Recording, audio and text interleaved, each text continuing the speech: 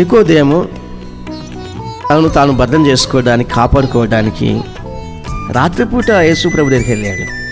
వెళ్ళి, అయ్యా నువ్వు నిజంగా పరలోకం నుంచి వచ్చిన దేవుని కుమారుడు నేను నమ్ముతున్నానయ్యా అని నమ్మేశాడు.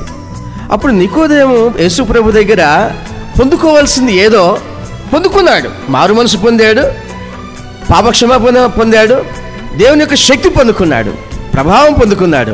యేసు ప్రభు చెప్పిందల్లా ఆయన చేశాడు, అది పొందుకున్నాడు. ఆ పొందుకున్నవన్నీ కాపాడుకున్నాడు. మళ్ళీ ఎప్పుడు కనిపించాడు అతను అని అంటే, యేసు ప్రభుని సిలువ వేసిన తర్వాత సమాధి చేసేటప్పుడు ఆయన కనిపిస్తాడు. ఆ సమాధి చేసేటప్పుడు అరుమతయి యోసేపుకి ఈ నికోదేము కూడా సహాయంగా వెళ్ళాడు సమాధి చేసేందుకు. అతను రహస్య క్రైస్తవుడు అని రాయబడింది, రహస్య శిష్యుడు అని రాయబడింది. అయితే రహస్యంగా ఆ భక్తిని ఎందుకు దాచాడంటే, ఆయన యూదుల అధికారి. ఆయన యూదుల అధికారిగా ఉద్యోగం చేస్తున్నాడు, సమాజ మందిరంలో బోధకుడు, ఆయనకు ఆ పదవి ఉంది. అందువల్ల ఏంటంటే ఒకవేళ బహిరంగ వచ్చాడంటే ఇప్పుడు మొత్తం తిరగబడతారు ఈయన మీద.